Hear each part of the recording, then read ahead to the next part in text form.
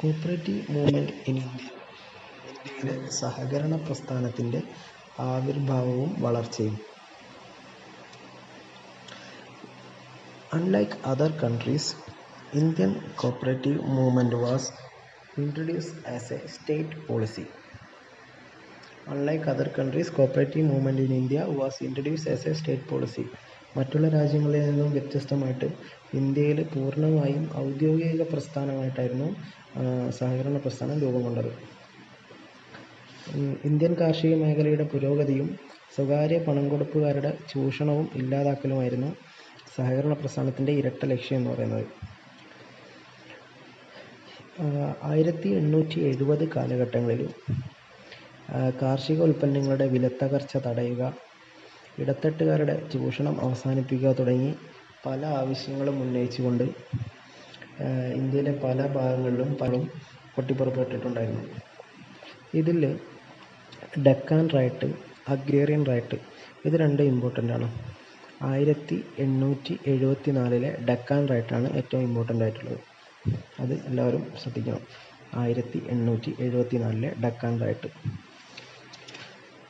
ഈ 1874 ഡെക്കാൻ റൈറ്റും അത് കഴിഞ്ഞിട്ട് അടുത്ത വർഷം 1875 അഗ്രേറിയൻ റൈറ്റും ആയിരുന്നു വന്നത്.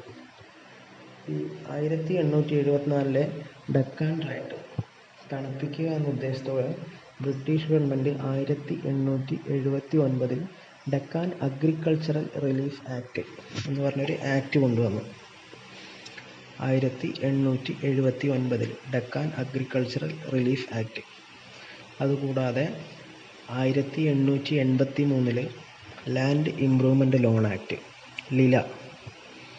കൂടാതെ 1884 അഗ്രികൾച്ചറൽ ലോൺ ആക്ട് അല. Land improvement loan act 1883, agricultural loan act 1884. ഈ ലിലയും അലയും കൂടെ ഒന്നിച്ച് ചേർത്തിട്ടാണ് തക്കാവി ലോൺസ് രൂപം കൊണ്ടത്. തക്കാവി ലോണ് റെക്കമെൻഡ് ചെയ്തത് BP പട്ടേൽ ആയിരുന്നു. BP പട്ടേൽ. അപ്പോൾ അത് ശരിക്കും ഓർമ്മിക്കണം. 1883 ലിലയും 1884 അലയും കൂടി ചേർന്നിട്ടാണ് തക്കാവി ലോൺസ് ക്രിയേറ്റ് ചെയ്തത്.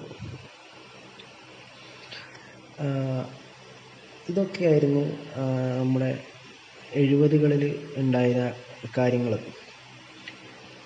അത് കഴിഞ്ഞിട്ട് 1892 മദ്രാസിലെ ഗവർണറായിരുന്ന ലോർഡ് വെൻലോക്ക് ഫ്രെഡറിക് നിക്കോൾസനെ, അന്നത്തെ ബ്രിട്ടീഷ് ഉദ്യോഗസ്ഥനായിരുന്ന ഫ്രെഡറിക് നിക്കോൾസനെ യൂറോപ്പിലേക്ക് അയച്ചു. 1892 യൂറോപ്യൻ കൺട്രീസിലെ സഹകരണ പ്രസ്ഥാനങ്ങളുടെ വളർച്ചയൊക്കെ പഠിക്കാൻ വേണ്ടിയിട്ട് ഫ്രെഡറിക് നിക്കോൾസനെ വെൻലോക്ക് യൂറോപ്പിലേക്ക് അയച്ചു.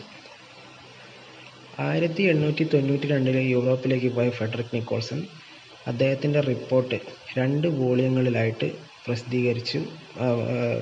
എന്നിട്ട് ഫൈനൽ റിപ്പോർട്ടും സമർപ്പിച്ചു. ആദ്യത്തെ വോള്യം സബ്മിറ്റ് ചെയ്തത് 1895 രണ്ടാമത്തെ വോള്യം സബ്മിറ്റ് ചെയ്തത് 1897 അത് കഴിഞ്ഞിട്ട് ഫൈനൽ റിപ്പോർട്ട് പ്രസൻറ്റ് ചെയ്തത് 1899. 1899 ഫൈനൽ റിപ്പോർട്ട് പ്രസൻറ്റ് ചെയ്തത് ഒരു കൺക്ലൂഷനോട് കൂടിയായിരുന്നു. അത് ഫൈൻഡ് റഫീസൺ എന്നായിരുന്നു അദ്ദേഹത്തിൻ്റെ റിപ്പോർട്ട് കൺക്ലൂഡ് ചെയ്ത വാക്ക്. അതായത് ജർമ്മനിയിലെ സഹകരണ പ്രസ്ഥാനങ്ങളുടെ ലീഡറായിരുന്ന റഫൈസൻ്റെ പാത പിന്തുടരാൻ വേണ്ടിയിട്ടായിരുന്നു ഫ്രെഡറിക് നിക്കോൾസൺ സജസ്റ്റ് ചെയ്തത്. അതായത് ഇന്ത്യയിലെ കാർഷിക മേഖലയുടെ വളർച്ചയ്ക്ക് റഫൈസൺ മാതൃകയിലുള്ള സൊസൈറ്റികൾ രൂപീകരിക്കണമെന്നായിരുന്നു ഫ്രെഡറിക് നിക്കോൾസൺ പറഞ്ഞിട്ടുണ്ടായിരുന്നത്.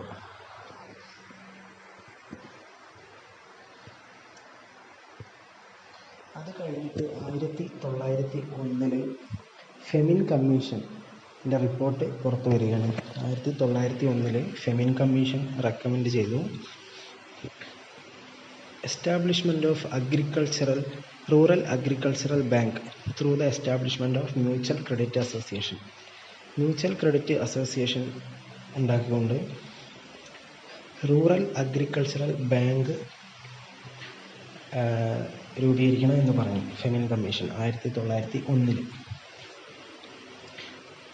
അപ്പോൾ തന്നെയായിരുന്നു ഡുപ്പർനിക്സ് അദ്ദേഹത്തിൻ്റെ ബുക്കായ people's bank of northern India. ഈ ബുക്കിൽ അദ്ദേഹം ഇന്ത്യയിലെ കോപ്പറേറ്റീവ് സൊസൈറ്റീസ് സെറ്റപ്പ് ചെയ്യുന്നതിനെ പറ്റി പരാമർശിച്ചിട്ടുണ്ടായിരുന്നു.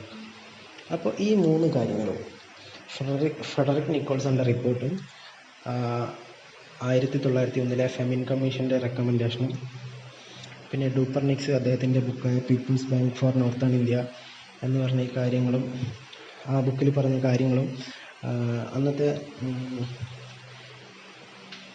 വൈസ്രോയി ആയിരുന്ന കേഴ്സൺ പ്രഭുവിനെ അട്രാക്റ്റ് ചെയ്യുന്നുണ്ടായി. അങ്ങനെ കേഴ്സൺ പ്രഭു 1901 എഡ്വേർഡ് ലോ കമ്മിറ്റി രൂപീകരിച്ചു. അതായത് സർ എഡ്വേർഡ് ലോനെ ചെയർമാൻ ആക്കിക്കൊണ്ട് നിക്കോൾസനെയും ഡൂപ്പർനിക്സിനെയും മെമ്പേഴ്സാക്കി ഒരു കമ്മിറ്റി രൂപീകരിച്ചു 1901. എഡ്വേർഡ് ലോ കമ്മിറ്റി എന്നാണ് ഇത് അറിയപ്പെടുന്നത്. ഈ കമ്മിറ്റി എഡ്വേർഡ് ലോ ഹെഡ് ചെയ്ത ഈ കമ്മിറ്റി 1904 മാർച്ച് 25 ഒരു ഡ്രാഫ്റ്റ് സ്കീം പ്രിപ്പയർ ചെയ്തിട്ട് ബില്ല് പാസ്സാക്കി. അങ്ങനെ പാസ്സാക്കിയിട്ടാണ് കോപ്പറേറ്റീവ് ക്രെഡിറ്റ് സൊസൈറ്റീസ് ആക്ട് 1904 നിലവിൽ വന്നത്. 1904 കോപ്പറേറ്റീവ് ക്രെഡിറ്റ് സൊസൈറ്റീസ് ആക്ട് നിലവിൽ വന്നത് 1904 മാർച്ച് 25. എഡ്വേർഡ് ലോ കമ്മിറ്റിയാണ് ഇത് ഡ്രാഫ്റ്റ് സ്കീം പ്രിപ്പയർ ചെയ്തിട്ട് ബില്ല് പാസ്സാക്കിയത്.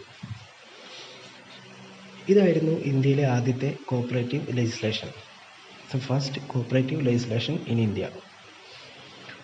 ഇത് ബേസ് ചെയ്തിരിക്കുന്നത് British friendly societies act 1896 British friendly societies ആക്ടിനെയാണ്. കൂടാതെ ഫ്രെഡറിക് നിക്കോൾസ് ആണ്, എല്ലാവർക്കും അറിയാവുന്ന പോലെ ഫ്രെഡറിക് നിക്കോൾസ് ആണ് ഇന്ത്യയിലെ കോർപ്പറേഷൻ്റെ പിതാവ് എന്നറിയപ്പെടുന്നത്. Sir Frederick Nicholson is considered as the father of Indian corporation. അപ്പോൾ നമുക്ക് 1904 കോപ്പറേറ്റീവ് ക്രെഡിറ്റ് സൊസൈറ്റീസ് ആക്ടിൻ്റെ കുറച്ച് സവിശേഷതകളും കാര്യങ്ങളൊക്കെ നോക്കാം. അപ്പോൾ ആദ്യം തന്നെ ഇന്ത്യയിലെ ആദ്യത്തെ കോപ്പറേറ്റീവ് ലെജിസ്ലേഷനാണിത്. 1904 ആക്ട് 10 ഇത് പറയുന്നത്. Based on British friendly societies act 1896. ഇത് മദ്രാസ് പ്രൊവിൻസിലെ അസംബ്ലിയിൽ പാസ്സാക്കിയത് ദേവ്സിൽ ഇബേർട്സനാണ്. ഡേവിഡ് അല്ല, ദേവ്സിൽ ഇബേർട്സൺ.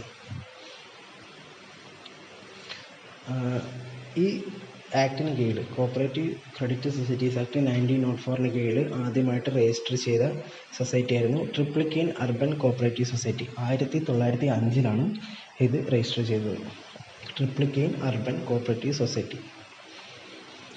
ഈ നമ്മുടെ കോപ്പറേറ്റീവ് ക്രെഡിറ്റ് സൊസൈറ്റീസ് ആക്ട് 1904 കുറച്ച് കാര്യങ്ങൾ നോക്കാം.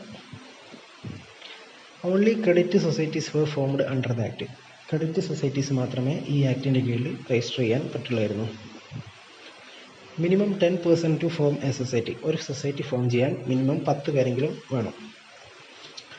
പിന്നെ ഇത് divided into rural and urban societies on the base of membership. മെമ്പർഷിപ്പിൻ്റെ ബേസിൽ ഇത് റൂറൽ എന്നും അർബൻ എന്നും തരംതിരിച്ചിട്ടുണ്ടായിരുന്നു. Rural societies, urban societies. 29 sections ആയിരുന്നു ഈ ആക്ടിൽ ഉണ്ടായിരുന്നത്. പിന്നെ 4/5 members of rural societies should be agriculturist.